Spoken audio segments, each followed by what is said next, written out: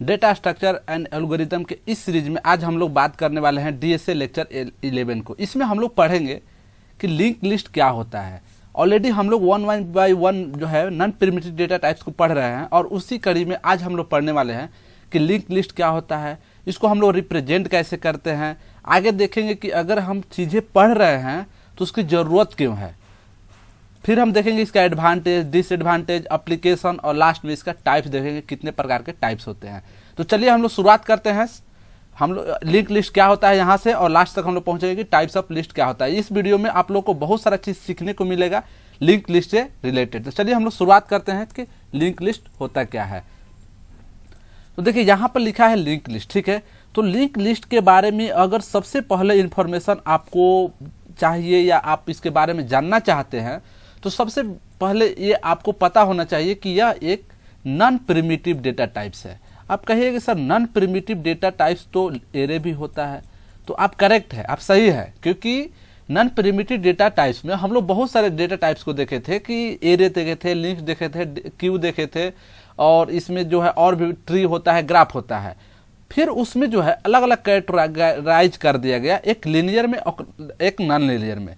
तो जो हम लोग नॉन प्रिमिटिव डेटा टाइप्स के जो कैटेगराइज किए थे दो लीनियर और नॉन लीनियर में, उसी का यह भी एक पार्ट है लीनियर डेटा टाइप्स, ठीक है ना। तो सबसे पहला चीज हम लोग इसके बारे में जाने कि लिंक लिस्ट क्या होता है। यह एक नॉन प्रिमिटिव डेटा टाइप्स है और उस नॉन प्रिमिटिव के जो कैटेगरी है दो लीनियर और नॉन लीनियर, उसके यह लीनियर कैटेगरी में आता है, ठीक है ना। तो जो नॉन प्रिमिटिव डेटा टाइप्स होते हैं उसके पहले ही हम लोग फंक्शन जानते हैं या कहे किसी कंसेप्ट जानते हैं कि ये क्या करता है कि किसी एक सिंगल वेरिएबल में मल्टीपल वैल्यू को स्टोर कराता है। किसी केस में ये डिफरेंट डेटा टाइप्स को स्टोर कराता है, किसी केस में सिर्फ सिमिलर डेटा टाइप को स्टोर कराता है। लेकिन नॉन प्रिमिटिव का जो कंसेप्ट है कि वो एक सिंगल वेरिएबल में मल्टीपल वैल्यू को स्टोर कराता है। इसी चीज को हम लोग आगे देखने वाले। यही चीज तो हमारा प्रिमिटिव डेटा टाइप नहीं कर पाता था, जिसके कारण बहुत सारे इशू आने लगा था। हम लोग नॉन प्रिमिटिव को आज रियल टाइम सिनेरियो में बहुत जगह यूज करते हैं। और मैं बता दूं कि लिंक लिस्ट जो है रियल टाइम में बहुत जगह यूज होता है। उसका हम लोग एप्लीकेशन में देखेंगे कि कहाँ कहाँ इसका हम लोग यूज करते हैं। तो यहाँ पर डिफिनेशन लिखा है, इसको हम लोग देख लेते हैं। ये link list is a non primitive linear data structure use to store a collection of elements. देखिए यहाँ पर वही बात लिखा है कलेक्शन, अब मैं बोला मल्टीपल। तो कलेक्शन क्या होता है, कहीं भी अगर कलेक्शन है, जैसे अगर हम एग्जाम्पल दें तो लोगों का कलेक्शन है या लोगों कलेक्शन को बोलते हैं ना कि यहाँ पे बहुत सारे लोग कलेक्ट हुए हैं। तो एक जगह से वो क्या है, एक से ज़्यादा लोग कलेक्ट होते हैं या कहे कि एक से ज़्यादा लोग आपस में जुड़े होते हैं, उसको ग्रुप हम लोग बोलते हैं, उस टाइप पे। यानी जब कलेक्शन वर्ड कहीं भी आ गया तो सोचिए कि वहाँ पे मल्टीपल चीज़ें हो रहा है, ठीक है ना। तो यहाँ पे जब डेटा हम लोग स्टोर कराते हैं या यूज करते हैं कहीं भी डेटा रखने के लिए लिंक लिस्ट में, तो वहाँ कलेक्शन ऑफ एलिमेंट होता है, यानी कि मल्टीपल वैल्यू होता है। तो ये चीज़ें हम लोग समझ गए। नेक्स्ट है link list represent elements as a node. यही मेन पॉइंट्स है कि जो एलिमेंट्स हम लोग स्टोर करते हैं यह नोड के तौर पे हमारे जो है कि वैल्यू को रिप्रेजेंट करता है। Where each node contain both the elements value and reference. Reference या पॉइंटर का है, दोनों ही सेम होता है, to the next node in the queue, ठीक है ना। या कहे कि सीक्यू, इसको बोलते हैं लीनियर में जो कि क्यू में होता है या सीक्वेंस में होता है, इस टाइप पे। तो अब इस पॉइंट पे हम लोग आते हैं कि इसका मतलब क्या हुआ। सर बताइए कि जो हमारा नोड्स है वो दो चीज कैसे रखता है। तो हम लोग जो पढ़े थे, हम लोग जो देखे थे एरे में, कि एरे में मान लीजिए एक वैल्यू हम स्टोर कराए, यहाँ पे एक वैल्यू स्टोर कराए, मल्टीपल वैल्यू कराते हैं सिमिलर डेटा टाइप्स के। तो इसके एड्रेस से हमारा कोई इन्फॉर्मेशन या कहे कि उससे कोई लेना देना नहीं होता है। लेकिन in the case of the link list हमें एक जो भी एलिमेंट्स होगा, एक नोड होगा और इस नोड में इसका वैल्यू होगा और इसके साथ ही इसका मेमोरी एड्रेस होगा या रेफरेंस होगा। तो मान लीजिए यहाँ पर a बराबर 6 लिए, a बराबर हम 6 लिए, तो ये जो हुआ, ये जो 6 जो हुआ, यहाँ पे ये वैल्यू स्टोर करेगा और ये जो वेरिएबल है, ये हमारा वेरिएबल है, ये मेमोरी में कहीं ना कहीं एड्रेस लेगा, तो उसका एड्रेस यहाँ पे रहेगा, ठीक है ना। तो ये दोनों इन्फॉर्मेशन को हमारे लिंक लिस्ट में देना जरूरी होता है। तो यही मेन हमारा कंसेप्ट होता है। तो आई होप कि आप समझ में गए होंगे कि लिंक लिस्ट क्या होता है। अब अगले पॉइंट पर चलते हैं हम लोग कि इसको रिप्रेजेंट कैसे करते हैं, इसको मतलब दिखाने का तरीका कैसे है, चीज़ों को रखने का तरीका कैसे है। तो यहाँ पे जो है ये हमारा नोड है और इस नोड में जो है 12 जो है एक डेटा है और इस डेटा के साथ हमारा जो 2300 लिखा है ये क्या है, ये है हमारा रेफरेंस या कहे कि मेमोरी एड्रेस, जो क्या करता है कि इसे ये जो हमारा नोड है, ये नोड हुआ, मान लीजिए ए नोड है, इस नोड को इसके प्रीवियस और नेक्स्ट को दोनों के बारे में पता होता है। जैसे कि अब यहाँ पे बात करते हैं कि ये नोड मान लीजिए हमारा बी नोड है, तो इस बी नोड को ए नोड का एड्रेस पता है और इससे कनेक्ट होता है। यानी कि यही तो इसका ब्यूटी है या कहे कि यही तो मेन इसका फ्यूचर्स है, जो इसका यूज होता है हमारा जो मेन, अभी आपको बता दे रहे हैं, जो हम लोग ऑडियो और वीडियो देखते हैं, ऑडियो जो है ऑडियो वीडियो में जो गाना देखते हैं हम लोग और सीक्वेंस में जो है हम लोग क्लिक कर देते हैं और बार बार वही गाने आने लगता है। तो इसको प्रीवियस को और नेक्स्ट को पता रहता है हमारे प्रेजेंट नोड को। जो प्रेजेंट नोड होता है हमारा, मान लीजिए यहाँ प्रेजेंट नोड ये है प्रेजेंट नोड, तो इसका प्रीवियस नोड ये हुआ और ये जो हुआ हमारा नेक्स्ट नोड हुआ, ठीक है ना। तो ये इसको दो आपस में ये कनेक्ट होता है, ठीक है ना, एक दूसरे से इसका इंफॉर्मेशन जो है पता होता है, जबकि एरे में यही चीज नहीं था। तो ये चीज आप लोग समझ गए, ठीक है ना। तो जब लास्ट में कोई भी वैल्यू नहीं होता है तो उसको हम लोग बोलते हैं एंड ऑफ द लिस्ट। और कुछ आगे हम लोग जब टाइप्स में देखेंगे 1 by 1 तो देखेंगे ये आपस में जुड़ जाता है, सर्कुलरली बना लेता है। तो ये हमारा जो है अगला पॉइंट है कि कैसे हम लोग इसको रिप्रेजेंट करते हैं। तो जो ये स्टार्टिंग में होता है यहाँ पे जो दिखाया गया है, हम इसको हम हेड बोलते हैं और लास्ट वाले को टेल बोलते हैं। ये इसका रेफरेंस बता रहा है मेमोरी एड्रेस की, कहाँ पे ये वैल्यू स्टोर है, उस वैल्यू को ये बता रहा है, वैल्यू और उसके एड्रेस को, इस नोट्स का, ठीक है ना। तो आई होप कि ये भी चीज़ें आपको समझ में आ गया हो कि इसको कैसे हम लोग रिप्रेजेंट करते हैं। वही सेम एक सिंगल नोट लेके मैं आप लोग को यहाँ पर बताने का प्रयास किया हूँ कि सिंगल नोट्स में क्या क्या होता है। हेड होता है, ये इस नोड है तो इसमें एक डेटा होता है, लिंक होता है, लिंक को ही रेफरेंस हम लोग बोलते हैं। जो हम लोग इसके डिफिनेशन में देखें कि लिंक्स जो होता है वैल्यू और इसके रेफरेंस दोनों को ही ये क्या करता है, स्टोर करके रखता है। तो चलिए ये भी पॉइंट हमारा क्लियर हो गया। अब आते हैं अगले पॉइंट पर कि इसका जरूरत क्यों है, इस चीज को हम लोग पढ़ते क्यों है। तो एक चीज आप लोग एरे में सीखे होंगे कि एरे जो है डायनेमिकली मेमोरी एलोकेट नहीं करता है, वहां पे हम लोग मेमोरी स्टैटिकली देते हैं, या कहे कि पहले से ही हमें मेमोरी डिक्लेयर करना पड़ता है। जैसे यहाँ पर लिखा है कि एरे इक्वल टू 10 और यहाँ पे मान लीजिए आप वैल्यू कुछ डाल रहे हैं, तो ये मेमोरी हम जो है इसको पहले ही बता रहे हैं कि मुझे 10 डाटा यहाँ पे डालना है। और मान लीजिए यहाँ पे 100 डाल दिए और 10 डाटा डाले तो यहाँ पे इनकेस ऑफ द एरे यहाँ पे मेमोरी वेस्टेज हो जा रहा था। यही चीज़ों को, इस चीज़ को ये कहे लिंक लिस्ट जो है, ये लिंक लिस्ट जो है इसमें कंसेप्ट नहीं, ये डायनेमिकली मेमोरी एलोकेट करता है, यानी कि जितना आपके डाटा है उसके अनुसार यहाँ पे डेटा जो है स्टोर हो जाता है। तो इसका कंसेप्ट ये है और इसके कारण इसका जो है ना यूज जो है बहुत जगह पर बढ़ जाता है।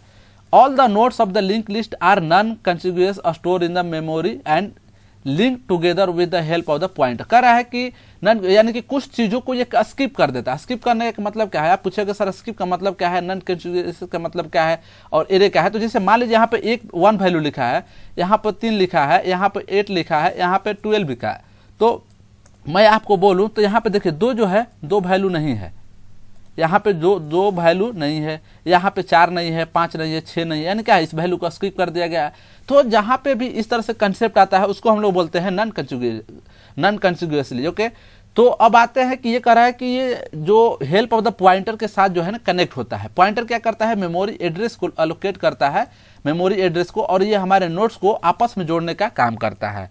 तो ये हमारा इसका जो है इसलिए जरूरत है हमें डायनेमिकली। अगर आपसे पूछो why link list is need, तो you can say when we are going to use the data types and there I need the dynamically data type that is can increase your size according to our program demand, there will be use the link list. तो वहां पे हम लोग क्या करेंगे, अपने link list को use करते हैं।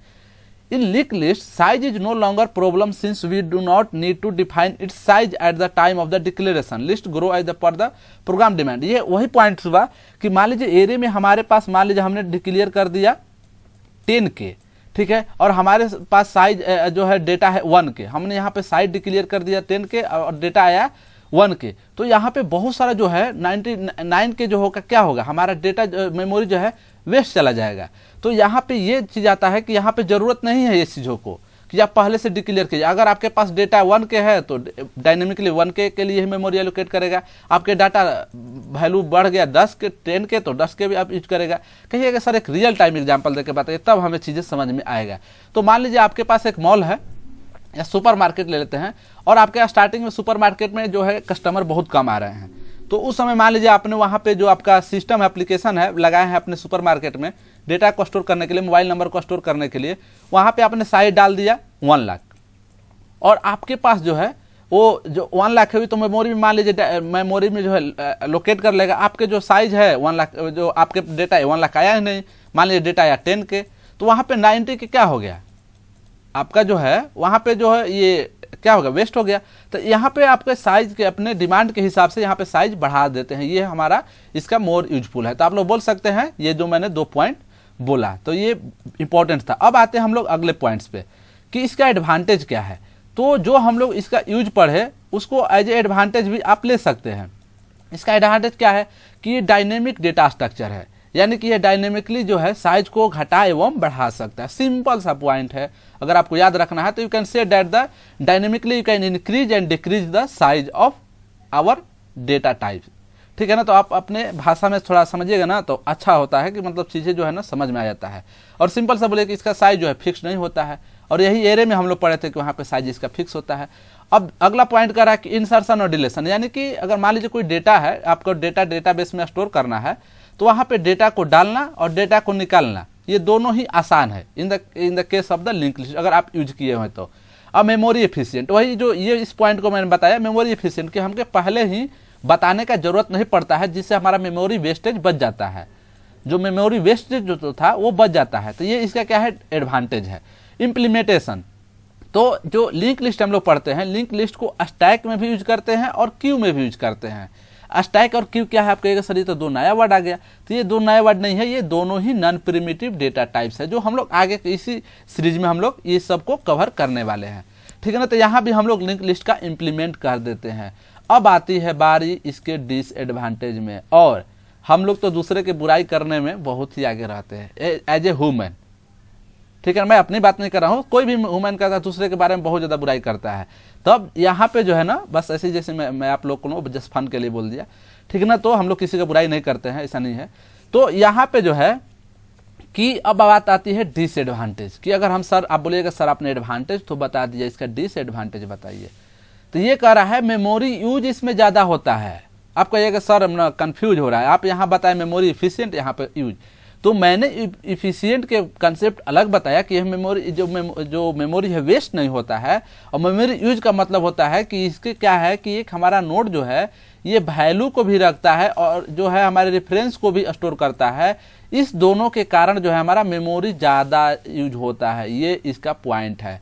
ट्रेवल्स यानी कि जो है ना कि ये ईजी नहीं है, इसमें जो है travels is a not is in the linked list. क्यों नहीं है, क्योंकि इसमें जो है ना मेमोरी का एड्रेस और वैल्यू दोनों होता है, तो इसमें थोड़ा प्रॉब्लम आ जाता है। और रिवर्स रिटर्न यानी कि लेफ्ट से राइट राइट से ये दोनों भी करना थोड़ा टफ हो जाता है। तो ये हमारा पॉइंट से डिसएडवांटेज का। अब आते हैं इसके एप्लीकेशन पे, ठीक है ना, तो कहाँ कहाँ यूज होता है इसको हम लोग देखेंगे।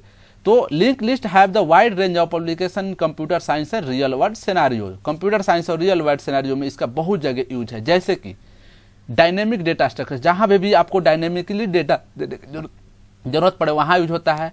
मेमोरी एलोकेशन में होता है, जैसे सीपीयू जो हमारा अलग अलग कामों के लिए मेमोरी एलोकेट करता है, वहाँ पे हम लोग यूज करते हैं।